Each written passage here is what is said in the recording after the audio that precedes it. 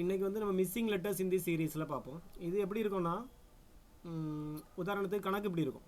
நான் பாருங்கள், நிறைய டேஷஸ் இருக்கும். ஓகேவா? எக்ஸாம்பிள் ஒரு சீரீஸ் இருக்கும், ஏபிசிடி இந்த சீரீஸ் இருக்கும். இன்றைக்கி நம்ம 2 டாபிக் பார்க்குறோம். கொஞ்சம் ரீசனிங்கும் பார்த்துட்டு கொஞ்சம் சிம்பிள் இன்ட்ரெஸ்ட் டாப்பிக்கும் பார்க்குறோம். ஓகேவா?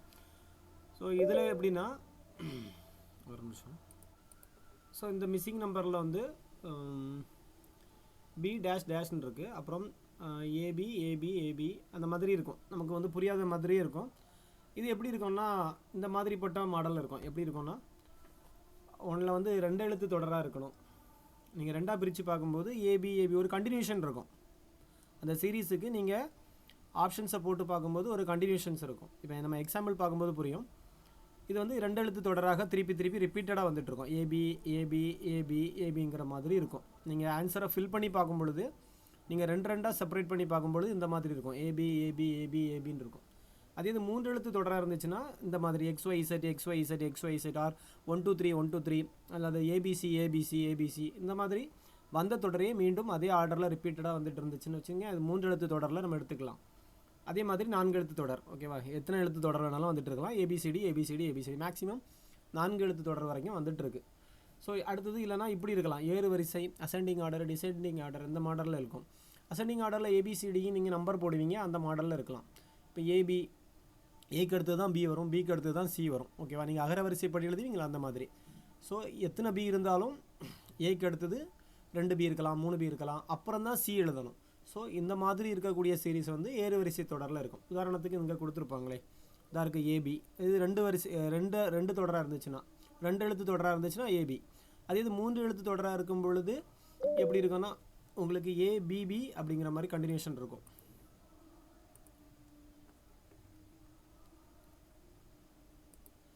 ஓகேவா? இப்போ ஏறு வரிசை தொடர் வரிசையில் இருக்கணும்னா ஏபி, அப்புறம் அந்த பி லெட்டர் முடித்த அப்புறம் தான் சி இருக்கும். அது எத்தனை பியாக இருந்தாலும் நீங்கள் ஏறு வரிசையில் தான் எழுதணும். அதான் ஏறு வரிசை தொடர். உதாரணத்துக்கு அடுத்து கீழே எல்எம், அப்புறம் எல்எம்என், எம்முக்கு அடுத்து தான் என் வரணும், எண்ணுக்கு அடுத்து தான் ஓ வரும், ஓக்கு அடுத்து தான் பி வரும். ஸோ இந்த சீரீஸில் இருந்தாச்சுன்னா அது ஏறு வரிசை தொடரில் எடுத்துக்கலாம். அப்புறம் 2 எழுத்து சுழற்சி தொடர். இது கொஞ்சம் நீங்கள் முக்கியமாக பார்க்கணும். இந்த மாடலில் கொஸ்டின்ஸ் இருக்கும். இந்த மாடல் 3 எழுத்து சுழற்சி மாடலெல்லாம் இருக்கும். இது எப்படின்னா ஒரு கிளாக் இருக்குங்கிற மாதிரி ஞாபகம் வச்சுருங்க. ஃபஸ்ட்டு இதில் ஏயும் பியும் இருந்துச்சுன்னா எப்படி வரும்னா, ஃபஸ்ட்டு ஏ டு பி, அப்புறம் பி டு ஏ, இப்படி வந்து அது சுழண்டு கொண்டே இருக்கும். ஸோ இது 2 எழுத்து சுழற்சி தொடர்னு சொல்லுவாங்க. அதான் ஏபி பிஏ. திரும்ப என்ன தான் வரும், ஏக்கு அடுத்தது பி, பிக்கு அடுத்தது ஏ, திரும்ப ஏக்கு அடுத்தது பி, திரும்ப பிக்கு அடுத்தது ஏ. ஸோ இந்த மாதிரி மாறி மாறி வந்துக்கிட்டே இருக்கும். இது வந்து 2 எழுத்து சுழற்சி தொடர். 3 எழுத்து சுழற்சி தொடராக இருக்குச்சுன்னா எப்படி இருக்குன்னா, ஃபஸ்ட்டு ஏ பிசி இருக்குன்னு வச்சுடுங்க. அடுத்தது என்ன இருக்கும்னா, பியில் தொடங்கும், அப்புறம் சி வரும், சிக்கு அடுத்தது ஏ வரும், அடுத்தது சியில் தொடங்கும், சிக்கு அடுத்தது என்ன தான் வரும், ஏ வரும், ஏக்கு அடுத்தது பி வரும். இந்த மாதிரி அது ஒரு கண்டினியூஷனில் போயிட்டே இருந்துச்சுன்னா அது 3 எழுத்து சுழற்சி தொடர். ஏபிசி பிசிஏ சிஏபி, திரும்பவும் அகெயின் ஏபிசி. இந்த மாதிரி சுழண்டு கொண்டே இருக்கக்கூடிய தொடர் வந்து 3 எழுத்து சுழற்சி தொடர். அப்புறம் லாஸ்ட் ஒன் அந்தாதி தொடராக இருக்கலாம் வாய்ப்பு இருக்குது. அந்தாதி தொடர்னா ஒன்றினுடைய முடிவு அடுத்த எழுத்தினுடைய தொடக்கம். உதாரணத்துக்கு இங்கே ஐஜேகே. ஸோ கேல முடிஞ்சிருந்துன்னா அடுத்த சீரீஸ் எதில் ஸ்டார்ட் ஆகும்னா கே எழுத்தில் தொடங்கும். அப்புறம் கேஎல்எம், அதனுடைய இறுதி எழுத்து பார்த்திங்கன்னா எம். அந்த எம் வந்து அடுத்த லெட்டர்ஸினுடைய முதல் எழுத்தாக இருக்கும். இதனுடைய முடிவு அடுத்த லெட்டருடைய தொடக்கமாக இருக்கும். ஸோ இந்த மாதிரி வரக்கூடிய தொடரினுடைய பேர் வந்து அந்தாதி தொடர். ஸோ இது அவ்வளோ ஒரு டைப். ஓகேவா? சுழற்சி தொடர் அடிப்படையில் அமையும் எழுத்து தொடர்கள். அப்புறம் ஒன்று, நம்ம ரெகுலர் பேட்சஸ்க்கெல்லாம் அந்த ரீசனிங்கில் ஒரு 50 ப்ராப்ளம் வச்சு ஒர்க் ஷீட் கொடுத்தாச்சு. ஸோ உங்களுக்கு வந்து பிடிஎஃபாக தரேன். நீங்கள் அதை மொத்தமே ஒரு 4-5 டாபிக் சேர்த்து கொடுத்துருக்கேன். 11 பேஜ் அல்லது 11 பேஜுக்கிட்ட தான் வந்துச்சு. நீங்கள் வேணால் பிரிண்ட் எடுத்து அதை வந்து ஒரு அசைன்மெண்ட் ஒர்க்காக நீங்கள் சால்வ் பண்ண தொடங்கிடலாம். ஓகேவா? இந்த ரீசனிங்கில் ஒரு 4 டாபிக்ஸ் ஆர் 5 டாபிக்ஸ் இருந்துச்சுன்னு நினைக்கிறேன். ஸோ அதை இன்றைக்கி உங்களுக்கு பிரிண்ட் எடுத்தாச்சு. நீங்கள் ஆன்லைனில் இருக்கவங்களும் அதே பிடிஎஃபை சென்ட் பண்ணுறேன். நீங்களும் பிரிண்ட் எடுத்து சால்வ் பண்ண ஸ்டார்ட் பண்ணிடுங்க. ஸோ ஸ்டார்ட் பண்ணிடுவோம். எக்ஸாம்பிள் நம்பர் 1 பார்த்தீங்கன்னா பி டபுள் டேஷ் இருக்குது, அப்புறம் ஏபி ஏபிஏ அப்புறம் டேஷ். இது நீங்கள் எப்படி சால்வ் பண்ணணும்னா, டக்குன்னு எடுத்த உடனே இதை ஒரு 4 டைம்ஸ் எழுதிடணும். இதை B dash dash AB ABA dash AB dash. இதை வரிசையாக ஒரு 4 டைம்ஸ் ஆப்ஷன் ஏக்கு ஒன்று, ஆப்ஷன் பிக்கு ஒன்று, ஆப்ஷன் சிக்கு ஒன்று, ஆப்ஷன் டிக்கு ஒன்று. புரியாதவங்க ஃபஸ்ட் இப்படி தான் எழுதணும், திருப்பியும் எழுதிக்கணும், ரிப்பீட்டடாக எழுதிட்டே இருக்கணும். ஸ்பீடாக எழுதி ப்ராக்டிஸ் பண்ணிக்கணும், தப்பாக எழுதிடக்கூடாது.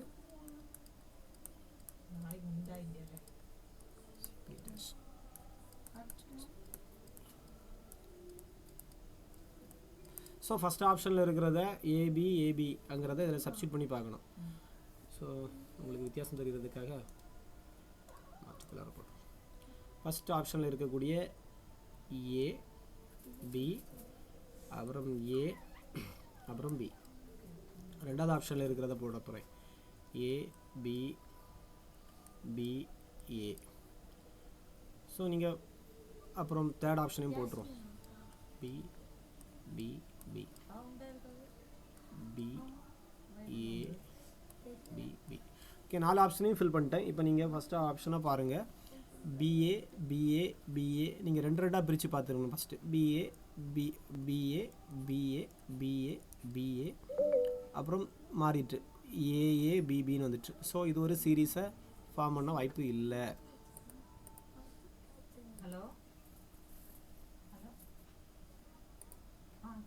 ஸோ ரெண்டாவது ஆப்ஷனை நீங்கள் சப்ஸ்டியூட் பண்ணி பார்த்தீங்கன்னா ஏபிபிஏ போட்டு பார்க்கும்போது நீங்கள் அதை பிரித்து பாருங்கள், ரெண்டாக BA BA BA BA BA BA. So இது ஒரு சீரீஸாக உங்களுக்கு ஃபார்ம் ஆகிடுச்சு. ஓகேவா? அப்போ கன்ஃபார்மாக நீங்கள் ரெண்டாவது ஆப்ஷனை செலக்ட் பண்ணிடுங்க. இதுதான் ரெண்டாவது ஆப்ஷன், ஏபிபிஏ. ஸோ உங்களுக்கு புரிஞ்சிருக்கும்னு நினைக்கிறேன். 4 ஆப்ஷனையுமே சப்ஸ்டியூட் பண்ணணும். 4 ஆப்ஷனையும் சப்ஸ்டியூட் பண்ணி பார்க்கும்போது உங்களுக்கு இந்த சீரீஸ் வந்து கிடைக்கும். ஓகேவா? நீங்கள் வேணால் அடுத்தது பாருங்கள், மாறி இருக்கும். இது வரைக்கும் கரெக்டாக வந்துகிட்டே இருக்குது. நீங்கள் மனக்கணக்கில் போட்டிங்கன்னா மாட்டிக்கிடுவீங்க. இங்கே டபுள் பி வந்துட்டு, ஸோ இது ராங். ஸோ அடுத்து பிபி ஏஏ அப்படின்னு வந்தால் கூட பிரச்சனை இல்லை, ஒரே மாதிரி போய்ட்டுருக்குன்னு பார்த்தா திரும்பியும் வேறு வேறையாக வந்துடுச்சு. ஸோ நமக்கு இது தப்பு இது தப்பு இது தப்பு, அப்போ பி ஆப்ஷன் கரெக்ட். ஸோ உங்களுக்கு இப்போ ஓரளவு புரிஞ்சிருக்கிறோன்னு நினைக்கிறேன். இது மாடல் 1. ஸோ ரெண்டாவது ப்ராப்ளத்தையும் இதே மாதிரி சால்வ் பண்ணி பாருங்கள், புரிஞ்சிடும். ஸோ இங்கேயும்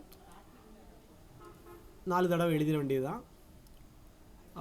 ஆப்ஷன் ஏக்கு ஒன்று எழுதிடுங்க, B C dash B dash C dash B dash C C B. திரும்ப அதே B C dash B C B dash C dash B dash C C B. So C ஆப்ஷனுக்கு ஒன்று, B C B dash C dash B dash C C B. Okay, so இப்போ நான் 3 option போட்டிருக்கேன், எனக்கு 4 option போடுறதுக்கு இடமும் இல்லை. ஸோ இருக்கட்டும், ஃபஸ்ட் ஆப்ஷனில் நான் சப்ஸ்டியூட் பண்ணுறேன். இங்கே பிபிசிபி சப்ஸ்டியூட் பண்ணணும், பிபிசிபி சப்ஸ்டியூட் பண்ணிட்டேன். செகண்ட் ஆப்ஷனை செகண்ட் இதில் சப்ஸ்டியூட் பண்ணுறேன், சிபி. ஓகேவா? அப்புறம் தேர்ட் ஆப்ஷனை பிசின்னு சப்ஸ்டியூட் பண்ணிட்டேன். இப்போ நீங்கள் 2 3 பிரித்து இதை பார்க்குறதுக்கு எதாவது வாய்ப்பு இருக்குமான்னு பார்த்தீங்கன்னா, உங்களுக்கு இதை 2 பிரித்தா கரெக்டாக வரல, எதுவுமே வராது. 4 ஆப்ஷனுமே கரெக்டாக வராது. ஸோ 3 பிரித்து பார்த்தாலுமே பிசிபி பிபிசின்னு மாறிடுச்சு. ஸோ 4 பிரித்து பார்த்தீங்கன்னா வாய்ப்பு இருக்கான்னு பார்த்தீங்கன்னா பிசிசிபி இங்கே மாறி இருக்குது. எல்லா ஆப்ஷனையும் பார்க்கணும். ஸோ இப்போ ரெண்டாவது ஆப்ஷனை பாருங்கள், பிசிசிபி திரும்ப அகைன் பிசிசிபி. ஸோ இது ஒரு கரெக்டான ஒரு சீரீஸில் 4மே போயிட்டுருக்கு, பிசிசிபி. ஸோ 4 பிரிக்கும்போது செகண்ட் ஆப்ஷன் கரெக்டாக வருது. ஸோ நீங்கள் எதை ரெண்டாவது ஆப்ஷனை செலக்ட் பண்ணிக்கலாம். ஸோ இது ஒரு டைப். மிஸ்ஸிங்கில் சின்ன ஒவ்வொரு லெட்டர்ஸும் தனித்தனியாக மிஸ் ஆகியிருந்தால் இந்த மாதிரி தொடர் வரிசை அமைக்கக்கூடிய மாடல் இது. ஓகேவா? ரைட். அடுத்தது உள்ளது ஈஸி. இது வந்து செகண்ட் டைப். இதில் இந்த செகண்ட் டைப்பில் எப்படி இருக்கும்னா, சிங்கிள் லெட்டர்ஸ் கொடுத்துருப்பாங்க, லாஸ்ட் ஒரு லெட்டர் மிஸ்ஸிங், இந்த மாதிரி இருக்கும். இது வந்து நீங்கள் சாதா ஏபிசிடி போட்டு எழுதுவீங்க தானே, அது போட்டாலே போதும். ஏபிசிடி எஃப்ஜிஹெச் ஐஜேகேஎல் எம் வரைக்கும் போட்டுட்டு கீழே N O P Q R S T U V W X Y Z. 1லேருந்து 13 அப்புறம் 14 to 26 நம்பரை வரிசையாக போட்டுடணும். போட்டுட்டு இந்த கணக்கை சால்வ் பண்ண ட்ரை பண்ணணும். இந்த மாதிரி லெட்டர்ஸ் கணக்கு வரும்பொழுது இந்த மாதிரி ஏ டு எம் வரைக்கும் எழுதிட்டு கீழே என் டு இசட் வரைக்கும் எழுதணும். சரி, எழுதிட்டு அப்புறம் நீங்கள் சால்வ் பண்ண தொடங்கிடலாம். ஸோ இது கொஸ்டின் பேப்பர் தந்த ஒரு 15 நிமிஷத்துக்குள்ளே நீங்கள் இதெல்லாம் எழுதி வைக்கணுமோ அதெல்லாம் எழுதி வச்சுக்கணும். ஓகேவா? ரஃப் பேப்பர் பக்கத்தில் இதை முதல்ல போட்டு வச்சுக்கணும். ரெண்டாவது கொஸ்டின்ஸ் எப்படியும் ஒரு கணக்காவது இருக்கும் ரீசனிங்கில் இந்த மாடலில். ஸோ அதனால் நீங்கள் கொஸ்டின் பார்க்குறதுக்கு முன்னாடியே நீங்கள் கூட இதை எழுதி வச்சுக்கலாம். இல்லைனா கொஸ்டினை பார்த்துட்டு இருக்கும்போதே அந்த கணக்கு இருந்துச்சுன்னா பின்னால் பென்சில் வச்சு அழகாக எழுதி வச்சுருங்க ஸ்டார்டிங்லேயே. ஓகே, பாருங்கள் இதில் இந்த கணக்கில் என்ன கொடுத்துருக்காங்கன்னா ஏபிடிஜிகேன்னு இருக்குது. ஸோ நீங்கள் தொடர்பை தான் பார்க்கணும். ஏக்கும் பிக்கும் என்ன தொடர்புன்னு பார்த்தீங்கன்னா கண்டினியூஷனாக எழுதியிருக்கிறாங்க. ஏக்கு அடுத்த லெட்டரை எழுதிட்டாங்க. ஆனால் பிக்கும் டிக்கும் பார்த்தீங்கன்னா ஒரு எழுத்து மிஸ்ஸிங் ஆகுது. சிங்கிற ஒரு எழுத்து மிஸ் ஆகுது. பி டு சி மிஸ் ஆகுது, டி வந்துடுச்சு. அடுத்த லெட்டர்ஸ் பார்த்தீங்கன்னா டிக்கும் ஜின்னு அடுத்த லெட்டர் போகுது. இடையில 2 லெட்டர் மிஸ் ஆகுதுன்னு நினைக்கிறேன். இ எஃப் மிஸ் ஆகுது, ஜி இருக்குது. ஸோ ஜிக்கும் கேக்கும் பார்த்தீங்கன்னா G H I J 3 letter miss ஆகுது. அப்புறம் கே வருது.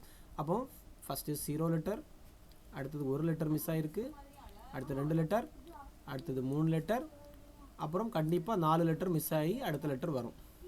இப்போ 4 லெட்டர் கேக்கு அடுத்தது பார்த்தீங்கன்னா 1 2 3 4 மிஸ் ஆச்சுன்னா பிங்கிற ஆன்சர் வரும். So answer B. ஸோ இந்த மாதிரி கேட்கலாம். இல்லைனா வவ்வல்ஸ் லெட்டரில் ஏதாவது ஒன்று தப்பாக கொடுத்துருக்கலாம்.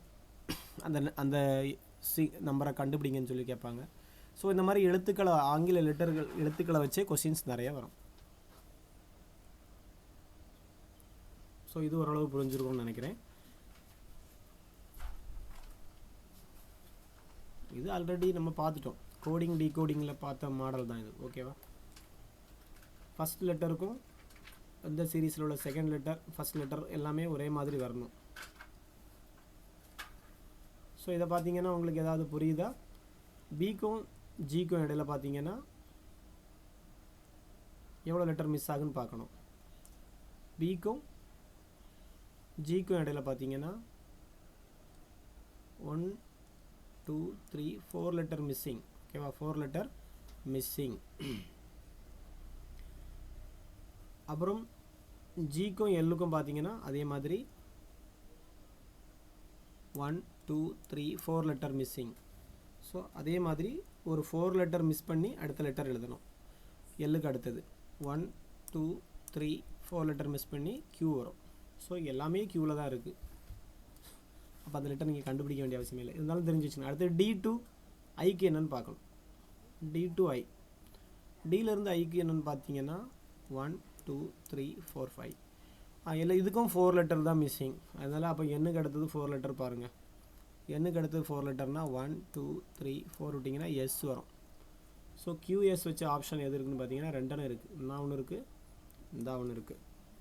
ஸோ லாஸ்ட் லெட்டரும் எஃப் டு கேக் பார்த்தீங்கன்னா எஃப்லேருந்து கே வரைக்கும் 1 2 3 4 5 லெட்டர் மிஸ்ஸிங்கா? எஃப்க்கு அடுத்தது நான் ஈலேருந்து நிட்டேன், சாரி. 1 2 3 4 இங்கேயும் 4 லெட்டர் தான் மிஸ்ஸிங். ஸோ எல்லாமே 4 லெட்டர் விட்டு விட்டு எழுதியிருக்கிறாங்க. அதனால ஈஸியாக நீங்கள் வந்து பிக்கு அடுத்த எழுத்து என்ன தான் வரும்னு பார்த்தீங்கன்னா பி எங்கே இருக்குது? இதாக இருக்குது. 1 2 3 4 விட்டிங்கன்னா யூ வரும். ஸோ கியூஎஸ்யூங்கிறது ஆன்சர் ஃபஸ்ட் ஆப்ஷன் வரும். ஸோ இது நம்ம பார்த்தா ஒரு கணக்கு பார்த்தாலாம் வேலைக்கு ஆகாது. ஓகேவா? ஒவ்வொரு கணக்குலேயும் ஒவ்வொரு மாதிரி இருக்கும். ஸோ அதுக்கு தான் நான் ஒரு ஒர்க் ஷீட் தரேன், பிடிஎஃப் தரேன். நீங்கள் அதை டவுன்லோட் பண்ணி பிரிண்ட் எடுத்து சால்வ் பண்ணி ட்ரை பண்ணிங்கன்னா ஒரு 50 ப்ராப்ளம் சால்வ் பண்ணிங்கன்னா உங்களுக்கு இந்த மாடலில் உள்ள கணக்கு நீங்கள் ஈஸியாக போட்டுருவீங்க. ஸோ அடுத்தது தேர்டு, இது கொஞ்சம் டிஃப்ரெண்ட்டாக இருக்கும். என்ன டிஃப்ரெண்ட்னு பார்த்தீங்கன்னா லெட்டர்ஸும் நம்பர்ஸும் மிக்ஸ் ஆகி வருது. உதாரணத்துக்கு A1 போட்டிருக்கிறாங்க, அப்புறம் C4 போட்டிருக்கிறாங்க, அப்புறம் F9 போட்டிருக்கிறாங்க, K16 போட்டிருக்கிறாங்க. ஸோ இந்த எழுத்துக்கும் இந்த லெட்டருக்கும் ஏதாவது சம்மந்தம் இருக்கான்னு பார்த்தீங்கன்னா ஏக்கு வந்து 1 தான் நம்ம ஆல்ரெடி போடுவோம். ஸோ A1, சிக்கு வந்து நமக்கு 3 வரும். ஆனால் இங்கே என்ன போட்டிருக்கிறாங்க? ABCங்கிறதுல நம்ம 3ன்னு படிச்சிருப்போம். இங்கே வந்து 4 போட்டிருக்கிறாங்க. ஸோ இந்த நம்பரை கூட நம்ம ஈஸியாக கண்டுபிடிச்சிடலாம். எல்லாம் பார்த்தா ஸ்கொயரிங் நம்பராக இருக்குது. 1 ஸ்கொயர், 2 ஸ்கொயர், பார்த்தாலே தெரியுது 3 ஸ்கொயர், இது 4 ஸ்கொயர், அப்புறம் வரக்கூடிய நம்பர் கண்டிப்பாக 5 ஸ்கொயராக தான் இருக்கும். 5 ஸ்கொயர்னா 25. ஸோ இங்கே 25 வச்சு பார்த்தீங்கன்னா 3 நம்பர் இருக்குது. ஸோ அப்போ மீதி உள்ளதை கண்டுபிடிக்கிற எழுத்தை கண்டுபிடிக்கணும். ஏ தான் இதுக்கு ரிலேஷன் இல்லாத மாதிரியே இருக்கும். ஃபஸ்ட்டு பார்த்தீங்கன்னா ஏ 1ஆம் நம்பர் எழுத்து, சிங்கிறது 3ஆம் நம்பர் எழுத்து, எஃப்ங்கிறது 6தா. ஸோ அப்படி நம்ம பார்த்துருப்போம், எழுத்தை பார்ப்போம். அடுத்தது வித்தியாசத்தை பார்த்தோம் கண்டுபிடிக்க வேண்டியது இருக்கும். சில நேரம் பார்த்துடுங்க. கேக்கு வந்து என்ன வரும்? கே J10, கே என்ன பாரும் மறந்துட்டேன். நம்பர் போட்டிங்களா? கேக்கு என்ன இருக்குது? 12ஆ? இல்லை 11, K11, J10, ஆமாம் K11. ஸோ K11 அதுக்கு ஏதாவது வாய்ப்பு இருக்கான்னு பார்த்தீங்கன்னா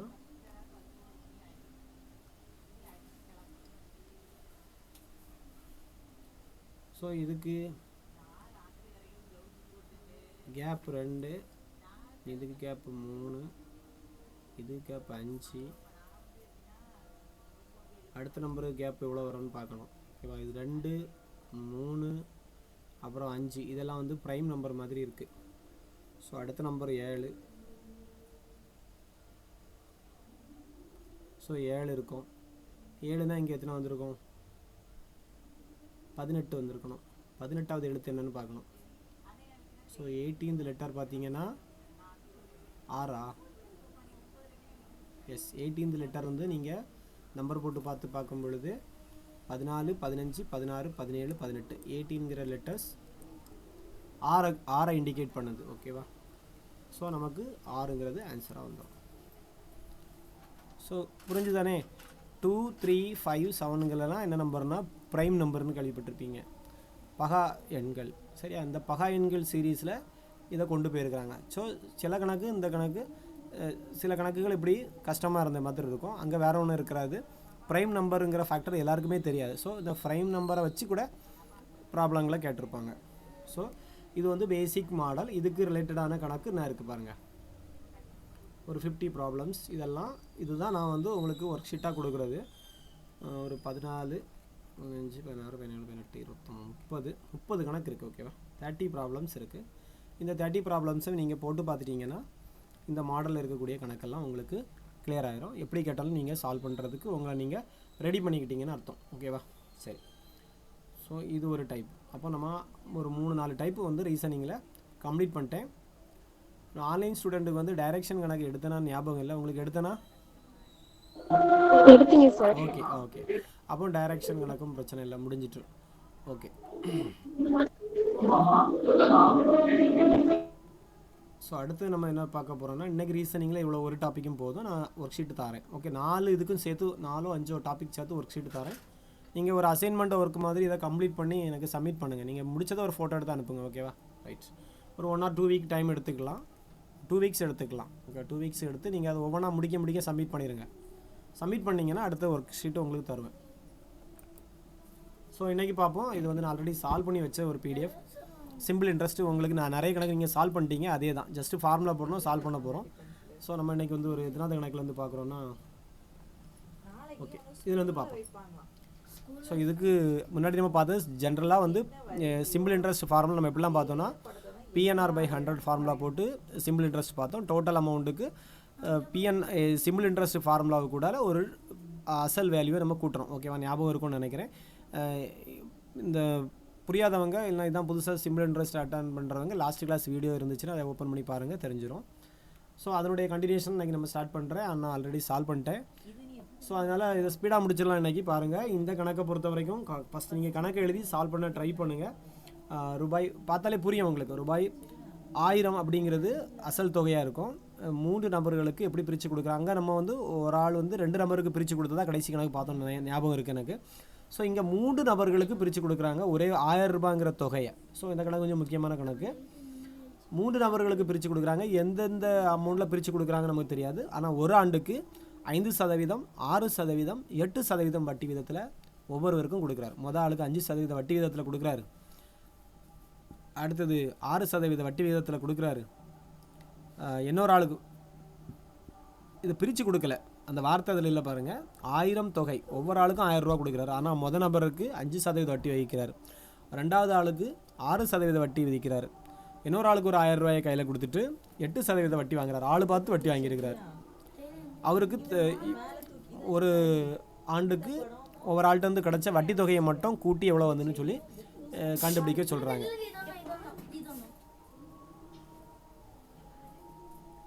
சரி பாருங்கள், ஈஸி கணக்கு. அப்போ நீங்கள் முதல் நபருக்கு ஒருக்கா ஃபார்முலா போடணும், ரெண்டாவது நபருக்கு ஒருக்கா ஃபார்முலா போடணும். ஜஸ்ட் நீங்கள் பார்த்தாலே போதும், கணக்கை மட்டும் எழுதி வச்சுங்க, ரெண்டாவது சால்வ் பண்ணிடுங்க. ஓகேவா? அப்புறம் மூணாவது நபருக்குள்ள வட்டி. இந்த SI1, SI2, SI3 மூணுமே சிம்பிள் இன்ட்ரெஸ்ட் ஃபார்முலாவில் தான் போட்டிருக்கிறேன். ஆனால் வட்டி தொகையை ஏன்னா 3க்கும் சேர்த்து எவ்வளோன்னு கேட்டிருக்கிறாங்க, அதனால இடையில ப்ளஸ் போட்டிருக்கிறேன். ஸோ ஒவ்வொன்றையும் தனித்தனியாக நீங்கள் கட் பண்ணிவிட்டு வரக்கூடிய மதிப்பு முதல் நபருக்கு 50 ரூபா வட்டி, ரெண்டாவது நபருக்கு கட் பண்ணி பார்த்தீங்கன்னா 60 ரூபா வட்டி, மூணாவது நபருக்கு கட் பண்ணி பார்த்தீங்கன்னா 80 ரூபா வட்டி, மூணையும் ஆட் பண்ணிங்கன்னா 190 ரூபா உங்களுக்கு ஆன்சராக கிடைக்கும். ஸோ இது புரிஞ்சிருக்கும்னு நினைக்கிறேன். டப்புன்னு ஒரு ஸ்க்ரீன்ஷாட் எடுத்து வச்சுட்டு இந்த கணக்கை ரெண்டாவது சால்வ் பண்ணி பார்த்துருங்க. ஓகேவா?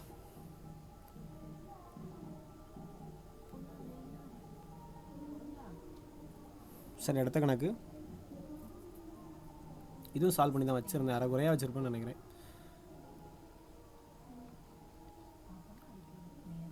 பாருங்க, இது வந்து ஒரு ஜஸ்ட்டு ஒரு மனக்கணக்கு மாதிரி தான் வரும்னு நினைக்கிறேன். எப்படின்னு பாருங்கள், ஒரு தொகை என்ன தொகைன்னு நமக்கு தெரியல. 3 ஆண்டுகளில் அது எதாக மாறுதுன்னா 725 மாறுது. அப்படின்னா டோட்டல் அமௌண்ட். ஓகேவா? வட்டி தொகை கிடையாது, ஒரு தொகை பேங்கில் போடுறீங்க. அது 3 ஆண்டு முடிவில் எப்படி மாறி இருக்கு? 725 மாறி இருக்கு. 4 ஆண்டு முடிவில் 800 ரூபாயாக மாறுகிறது. இதில் நல்லா தெரியணும், தனி வட்டி வந்து மாறவே மாறாது. எத்தனை வருஷம் ஆனாலும் சரி தான், ஒவ்வொரு வருஷத்துக்கும் வட்டின அளவு வந்து கூடவே செய்யாது.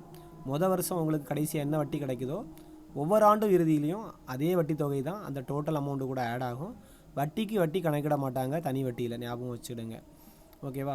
ஆண்டு உங்களுக்கு 50 ரூபா வட்டி ஆயிடுச்சுன்னா 1000 ரூபா போடுறீங்க, உங்களுக்கு அந்த ஆண்டு இறுதியில் 50 ரூபா வட்டி ஆகுதுன்னு வச்சுடுங்க, 1050 ரூபா ஆச்சு. அடுத்த ஆண்டு திரும்ப ஒரு 50 ரூபா தான் வட்டி ஆகும். 1050க்கு வட்டி கணக்கிட மாட்டாங்க, திரும்பவும் 1000க்கு தான் வட்டி கணக்கிடுவாங்க. அப்போ 1100 தான் மாறும். ஓகேவா? அப்போ சிம்பிள் இன்ட்ரெஸ்ட்டை பொறுத்த வரைக்கும் வருஷத்துக்கு வருஷம் சேஞ்ச் ஆகாது, ஒரே அமௌண்ட்டு தான். ஸோ உங்களுக்கு 3வது ஆண்டில் முடிவில் உங்களுக்கு கிடைத்த தொகை 725ன்னு டோட்டல் காணிக்குது பேங்கில். 4வது ஆண்டு போய் பார்க்குறீங்க, உங்களுக்கு அதே வட்டி தொகை தான் வருஷம் ஆட் ஆகிருக்கும். 4ஆம் ஆண்டு இறுதியில் உங்களுக்கு ரூபாய் 800 மாறி இருக்குது. அப்படின்னு பார்த்தீங்கன்னா உங்களுக்கு வட்டியினுடைய அமௌண்ட்டு 75 ரூபாங்கிறத நீங்கள் புரிஞ்சுக்கலாம். அந்த ஒரு வருஷம் ஏறக்கூடிய வட்டி 75. அப்போ ஒவ்வொரு ஆண்டு இறுதியிலும் உங்களுக்கு ஏறின வட்டி பார்த்தீங்கன்னா 75 ரூபா. ஸோ அப்படி நீங்கள் இந்த கணக்கை ரிவல்ஸில் கொண்டு போகணும். ரிவல்ஸில் கொண்டு போனீங்கன்னா ஈஸியாக மனக்கணக்கில் முடிச்சிடலாம். 300 ரூபா வட்டி 4 ஆண்டு இறுதியில் உங்களுக்கு வந்து சேரும் பொழுது 300 ரூபா வட்டி வந்துருக்குன்னு வச்சுடுங்க. வட்டி ரூபாயை மட்டும் கழிச்சா உங்களுக்கு அசல் ரூபா கிடச்சிரும். ஓகேவா? 800 ரூபா மொத்த தொகை, அதில் உங்களுக்கு 300 ரூபா வட்டி மட்டுமே ஆட் ஆகிருக்கு. இப்போ 300 ரூபாயை கழிச்சிட்டிங்கன்னா உங்கள் அசல் தொகை எவ்வளோ ரூபா இருக்கும்? 500 ரூபா இருக்கும். சிம்பிளாக முடிச்சிடலாம். ஓகேவா? இது ஈஸியான வழி. இப்படி அப்போது மொத்தம் 4 ஆண்டுகளுக்கு இவ்வளோ ரூபா இருக்குது, லாஸ்ட்டில் 800 ரூபான்னு இருக்குது. ஒரு ஆண்டுக்கு வட்டி உங்களுக்கு 75 ரூபா. அப்போ 4 ஆண்டுகளுக்கு வட்டி ரூபா எவ்வளோ போயிருக்குன்னு பார்த்தீங்கன்னா 300 ரூபா வட்டி வந்திருக்கு. வட்டி மட்டுமே 300 ரூபா. உங்கள்கிட்ட இப்போ 4ஆம் ஆண்டு முடிவில் எவ்வளோ ரூபா கையில் கிடச்சிருக்கு? 800 ரூபா கிடச்சிருக்கு. அப்போ 800 ரூபாயில் 300 ரூபா மட்டும் வட்டி ரூபாய் அதில் ஆட் ஆகிருக்கு. அப்போ அசல் தொகை என்னவாக இருக்குன்னு பார்த்தீங்கன்னா 500 ரூபாய் இருக்கும். ஸோ சிம்பிளாக முடிச்சிடலாம். ஓகேவா? ஸோ புரிஞ்சிருக்கோன்னு நினைக்கிறேன்.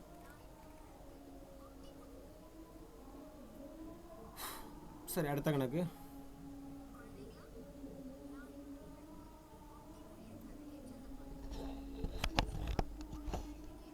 ஒரு வருடத்தில் 5000 ஆனது 5500 மாறுது. அப்படின்னா என்ன அர்த்தம்? பேங்கில் 5000 ரூபா போட்டிருக்கிறீங்க, அது எண்டில் 5500 மாறி இருக்குது, 500 ரூபா வட்டி வந்திருக்கு. ஓகேவா? எனில் 7000க்கு அதே வட்டி வீதத்தில் 5 ஆண்டுகளுக்கு கிடைக்கும் தனி வட்டி அதுன்னு கேட்டிருக்கு. ஒரு வருஷத்தில் 5000 ரூபா போட்டு 5500 மாறி இருக்குது. நமக்கு எவ்வளோ பர்சன்டேஜ் வட்டி தொகைன்னு தெரியலை. எனில் அதே வருஷம் நீங்கள் 7000 ரூபா போட்டிங்கன்னா அதே வட்டி விகிதத்தில் வச்சு, அந்த வட்டி விகிதம் என்னென்னு தெரிஞ்சால் நமக்கு இப்போ அந்த 5 ஆண்டுகளுக்கான தனி வட்டியை கண்டுபிடிச்சிடலாம். ஸோ முதல்ல கொடுத்துருக்க ஹிண்டை வச்சு நம்ம தனி வட்டியை மட்டும் கண்டுபிடிக்கணும். 5500 ஐநூறுரூவானா மனக்கணக்கிலே 10% போட்டுருவாங்க. சரியா? இல்லைன்னா நீங்கள் என்ன பண்ணணும்னா 5500ங்கிறத டோட்டல் அமௌண்ட்டாக எடுத்துக்கணும். ஒருவேளை வேறு வேல்யூவாக தந்துருந்தாங்கன்னா நீங்கள் இதை டோட்டல் அமௌண்ட்டாக எடுத்துக்கலாம். இதை டோட்டல் அமௌண்ட், இது வந்து பிரின்சிபல் அமௌண்ட்டாக எடுத்திங்கன்னா ரெண்டுக்கும் உள்ள டிஃப்ரென்ஸ் பார்த்தீங்கன்னா உங்களுக்கு வட்டி கிடச்சிரும். சிம்பிள் இன்ட்ரெஸ்ட் வட்டி எவ்வளவு? 500. ஸோ 500க்கு நீங்கள் பிஎன்ஆர் ஃபார்முலா போட்டிங்கன்னா ரேட் ஆஃப் இன்ட்ரெஸ்ட்டு கண்டுபிடிச்சிடலாம். புரியுதா? 500 ரூபா வட்டி. So S I equal to 500. எஸ்ஐனுடைய ஃபார்முலாயை லெஃப்ட் சைடு போட்டிருக்கிறேன், பிஎன்ஆர்/100. அப்போ ரைட் சைடில் வந்து 500 அப்படி இருக்கும். பிக்கு மதிப்பு தெரியும், ஸ்டார்டிங்கில் நீங்கள் பேங்கில் போட்டது தான் பி. Principal amount 5000. எண் வந்து 1 வருடம்னு அவங்க கொடுத்துட்டாங்க. ஸோ எண்ணுக்கு இடத்துல 1 போட்டுருவீங்க. ரேட் ஆஃப் இன்ட்ரெஸ்ட் நம்ம கண்டுபிடிச்சா தான் அடுத்து 7000 வச்சு கண்டுபிடிக்க முடியும். ஸோ இதில் வந்து நீங்கள் ரேட் ஆஃப் இன்ட்ரெஸ்ட் கண்டுபிடிச்சிங்கன்னா 0க்கு 0 அடிச்சிடலாமா? 0 0. அப்புறம் இந்த சைடில் 50 இருக்குது, ஓர் 50 50, பாய்த்து 50 100. ஒரேடியாக 10%ங்கிறது ரேட் ஆஃப் இன்ட்ரெஸ்ட். ஸோ 10%க்கு நீங்கள் அடுத்தது 5 வருஷம் கால்குலேட் பண்ணுறீங்க. 1 வருஷத்துக்கு பார்க்கல, 5 வருஷத்துக்கு பார்க்குறீங்க. சிம்பிள் இன்ட்ரெஸ்ட் தான் கேட்டிருக்கிறாங்க. ஃபார்முலாவில் போடுங்க. போட்டுட்டு பிஎன்ஆர்/100 ஃபார்முலா. Principal amount 7000. டியூரேஷன் வந்து 5 இயர்ஸ். ரேட் ஆஃப் இன்ட்ரெஸ்ட் 10/100 ஃபார்முலாவில் உள்ளது. 0க்கு 0 அடிச்சிடலாம். அப்புறம் இந்த 700 5ஆல் பெருக்கினீங்கன்னா 3500. ஓகேவா? அப்போ வட்டி தொகை 3500. இந்த ப்ராப்ளம் பார்த்துருவோம். ஒரு தொகையின் தனி வட்டியானது 3 ஆண்டுகளில் அந்த தொகையினுடைய கால் பங்கு. ஸோ இப்போ 1000 ரூபாய் இருக்குன்னா அது கால் பங்குன்னா உங்களுக்கு தெரியும் 250. ஓகேவா? அது இருக்கட்டும். அப்போ 3 ஆண்டுகளில் அந்த தொகையினுடைய கால் பங்காக வட்டியாக கிடைக்குதான். ஒரு தொகையின் தனி வட்டியானது 3 ஆண்டுகளில் அந்த தொகையின் கால் பங்கு. உதாரணம், ஒரு தொகை 1000 ரூபான்னு வச்சுக்கிடுங்க. 3 ஆண்டுகளில் அந்த தொகையினுடைய கால் பங்கு தான் 250. 1000 ரூபாய்க்கு 250 ரூபா வட்டியாக கிடச்சின்னா வட்டி வீதம் என்னன்னு கேட்டிருக்கு. ஸோ நீங்கள் இந்த கணக்கை வந்து நீங்களாக ஒரு அமௌண்ட் எடுக்கணும், அந்த தொகைக்கு கால் பங்கு எடுக்கணும், போட்டால் ஈஸியாக வட்டி தொகை கிடச்சிரும். புரியுதா? ஒரு தொகைன்னு கொடுத்த எந்த கணக்குனாலும் சரி தான். அவங்க அப்படி ஒரு டைரக்ட் வேல்யூ கொடுக்காமல் இருந்திருந்தாங்கன்னா நீங்களாக எடுத்துக்கலாம். ஒரு தொகையை நீங்கள் 1000 ரூபான்னு எடுத்துக்கிடுங்க. எத்தனை ஆண்டுகள்? 3 ஆண்டுகள். ஓகே. அந்த தொகையினுடைய கால் பங்குனா உங்களுக்கு தெரியும் 250 ரூபா. கால் பங்குனா அந்த தொகை இன்று 1/4 போட்டிங்கன்னா 250 ரூபா வட்டியாக கிடச்சிருக்கு. ஸோ இப்போ உங்களுக்கு நீங்கள் போட்ட அமௌண்ட்டுக்கு வட்டி 250. 1000 ரூபா போட்டிங்கன்னா உங்களுக்கு அவங்க கொடுத்துருக்கக்கூடிய டேட்டா படி 250 ரூபா வட்டியாக கிடச்சிருக்கு. ஸோ பிரின்சிபல் அமௌண்ட் 1000 எடுத்துக்கலாம், சிம்பிள் இன்ட்ரெஸ்ட் 250 எடுத்துக்கலாம், டைரெக்டாக ஃபார்முலா போடலாம்.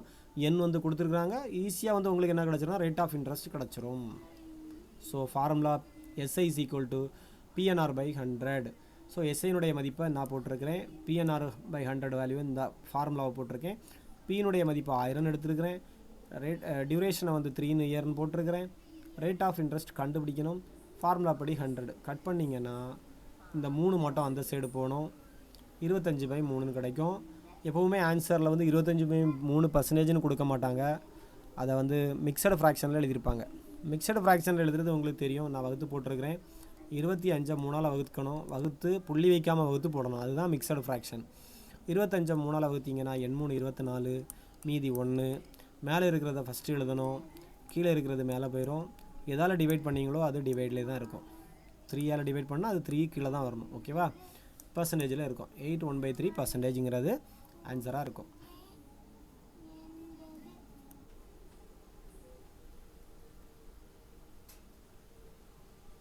இது ஒரு முக்கியமான கணக்கு. ஓகேவா? கிளியராக பார்த்துக்கணும். ஒரு தொகை, இதுவும் அதே தான். ஒரு தொகைன்னு கொடுத்துருக்கு, நமக்கு தெரியாது. இந்த பங்கு கொடுத்துருக்காங்க. ஒரு தொகையினுடைய தனி வட்டி என்பது அந்த தொகையில் 4/9 பங்கு. போன கணக்கு மாதிரியே தான். இதில் வட்டி வீதமும் காலமும் சமம்னு வர ஒரு ஹிண்டு கொடுத்துட்டாங்க. வட்டி வீதம்னா என்னது? ரேட் ஆஃப் இன்ட்ரெஸ்ட்டும் காலம் டியூரேஷனும் ஈக்குவலாம். ஸோ R = N எனில் வட்டி வீதம் R கேட்டிருக்காங்க. ஒரே ஒரு டேட்டா தான் இருக்குது, வரோம் 4/9 பங்குன்னு மட்டும்தான் இருக்குது. ஸோ இதை வச்சு வட்டி வீதம் நம்ம கண்டுபிடிக்கணும். டப்புன்னு நீங்கள் செஞ்சுக்கிட மாட்டீங்க. ஃபஸ்ட்டு அப்போ நமக்கு எல்லாமே அசம்ஷன் வேல்யூ தான். ஒரு தொகையை நான் 1000 எடுக்கிறேன், அந்த 1000க்கு 4/9 பங்குங்கிறது எஸ்ஐயாக கிடைக்கும். ஸோ அதை வகுத்து போட்டால் கரெக்டாக வராது. ஸோ நான் அப்படி டைரெக்டாகவே வைக்கிறேன். எஸ்ஐ = அந்த தொகையினுடைய 4/9 பங்கு. பங்குனாலே இன்ட்டு பண்ணிட வேண்டியது தான். 1000 இன்ட்டு அந்த 4/9 நான் மல்டிப்ளை பண்ணாமல் அப்படியே வச்சுருப்பேன். ஸோ இனிமேல் இந்த சைடில் நான் ஃபார்முலாவை அப்ளை பண்ணுறேன். PNR/100 ஈக்குவல் டு அந்த வேல்யூ, வட்டி தொகையான வேல்யூ, எஸ்ஐனுடைய மதிப்பு தான் அந்த 1000 இன்ட்டு 4/9. 4/9ங்கிறது வட்டி. வட்டி ஈக்குவல் டு ஃபார்முலா போட்டாச்சு, சப்ஸ்டியூட் பண்ணியாச்சு. பீனுடைய மதிப்பை பி கடத்தில் போட்டாச்சு. நமக்கு கேட்டிருக்கிறது என்னென்னு பார்க்கணும். வட்டி வீதம் கேட்டிருக்கிறாங்க. அப்போ என்ன நம்ம என்ன பண்ணணும், இதில் வந்து நமக்கு எண் தெரியாது, ஆனால் எண்ணினுடைய மதிப்புக்கு தெரியும். எண்ணும் ஆறும் சமம்னு கொடுத்துருக்காங்க. அப்போ எண்ணுக்கு பதிலாக நீங்கள் என்ன சப்ஸ்டியூட் பண்ண வேண்டியது வரும், எல்லாமே ஆறாக மாற்றிக்கணும். ஏன்னா நமக்கு எண் கண்டுபிடிக்க சொல்லலை, ஆறு கண்டுபிடிக்க சொல்லியிருக்காங்க. ஸோ எண்ணை நம்ம ரீப்ளேஸ் பண்ணணும். எண்ணினுடைய மதிப்பு ஆறுன்னு கொடுத்துருக்கிறதுனால எண்ணுக்கு இடத்துல நீங்கள் ஆறுன்னு போட்டால் இப்போ R² கிடைக்கும். ஸோ R² கிடைக்கும். இந்த சைடில் இருக்கக்கூடிய 1000 அந்த சைடில் இருக்கக்கூடிய 1000 கட் பண்ணிட்டேன். ஸோ இந்த 100ங்கிறது அங்கே போயிடும். So R² is equal to 100/4/9. இதுக்கு எல்லாமே ரூட் எடுத்தால் உங்களுக்கு ஆன்சர் R கிடைக்கும். ரூட் எடுத்திங்கன்னா 100 எப்படி பிரித்து எழுதலாம்னு பார்த்தீங்கன்னா 10/10ன்னு பிரித்து எழுதலாம். 4 எப்படி பிரித்து எழுதலாம்னா 2/2ன்னு பிரித்து எழுதலாம். 9 எப்படி பிரித்து எழுதலாம்னா 3/3ன்னு பிரித்து எழுதி வெளியே எடுத்துக்கலாம்.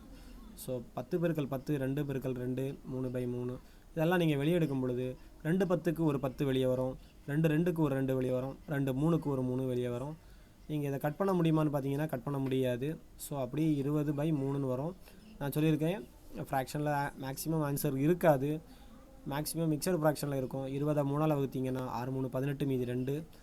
ஸோ மேலே இருக்கக்கூடிய 6 ஃபஸ்ட்டு எழுதணும், கீழே இருக்க 2 மேலே எழுதணும், டிவைடில் இருக்கக்கூடிய வேல்யூ அப்படியே கீழே எழுதிக்கணும், அவ்வளோதான். ஸோ உங்களுக்கு இப்போ ஓரளவு புரிஞ்சிருக்கும்னு நினைக்கிறேன். இது ரொம்ப முக்கியமான கணக்கு. ஒரே ஒரு டேட்டா தான் இருந்து 4/9 பங்கு. ஸோ இன்றைக்கி நான் கிளாஸ் முடிச்சுக்கிறேன்.